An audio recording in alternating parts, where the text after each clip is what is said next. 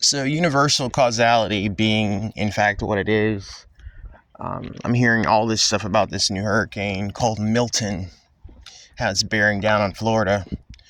And that's another video in itself. I think we're going to be okay. But again, another video in itself. I hear that name, and me being me, immediately think about John Milton, the writer of Paradise Lost. So I kind of started to revisit Paradise Lost, and I found something really interesting. So in that poem, there's a point where Satan attempts to escape hell. He encounters 9 gates. 3 are made of iron, 3 are made of brass, and 3 are made of an alloy called adamantine. Okay, or adamantine. And I found myself very intrigued by that. So I started doing research.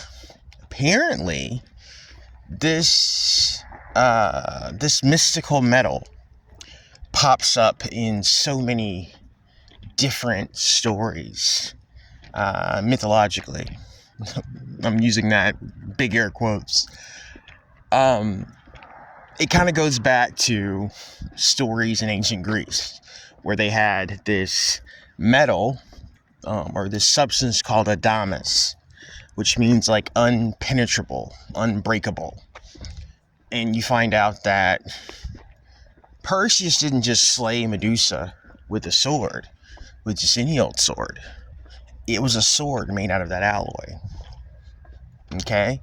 You find out that throughout the Greek epics, the gods, the titans, are interconnected with this alloy. The chains that Prometheus is bound with are made out of this substance. You go back to Paradise Lost, I believe there's references later on about the armor that some of the demons wear in hell is made out of this substance. There are other references, maybe it's the Divine Comedy, they talk about, even in hell, they talk about a throne being made out of this substance. Like, when you want to kill something really powerful or bind it, you use this stuff. Okay? So you go on through history, again, and it continues to pop up, this very, this mystical metal, and you find that, you run into things like Thor's hammer, which I've talked about before, this metal being forged by the gods. You run into, I made a video a while back about Excalibur. You find out that not only does this metal have magical properties, but it supposedly, according to a lot of texts, it comes from the sky. Go back in my videos. I made a video about Excalibur where I said I think the lore about Excalibur is wrong. I think it came out of the sky. Because you're dealing with the same type of metal. You're dealing with the same type of alloy. Okay? This stuff continues to pop up throughout. And again, it gets refined into the word adamantine. Adamantine. So much so that they start referencing it in fantasy novels. I mean, it figures heavily in the original version of Dungeons and Dragons, which wasn't fantasy in my opinion. That was actual occultic lore and magic, especially the early versions. In fact, if you get a hold of those early Gygax like player manuals, like from the 1970s, just straight up occultic lore that was translated into a board game, a tabletop game.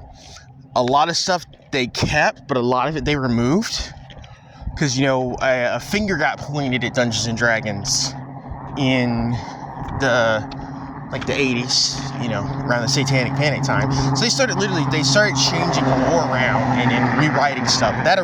Those original player manuals, yeah, it's like having a magical textbook. Anyway, but yeah, you have Tolkien makes references of this stuff in the Lord of the Rings, the Tower of Barad-dûr, which was the tower, I believe, that Sauron occupied, his spirit, the Eye. That was, he said, Tolkien writes about that being constructed of adamantine. Now, the funny thing is, if you follow this track to modern times, you might wonder, or you might hear that name adamantine, and if you're you read comic books or you watch movies, you're like, that sounds familiar.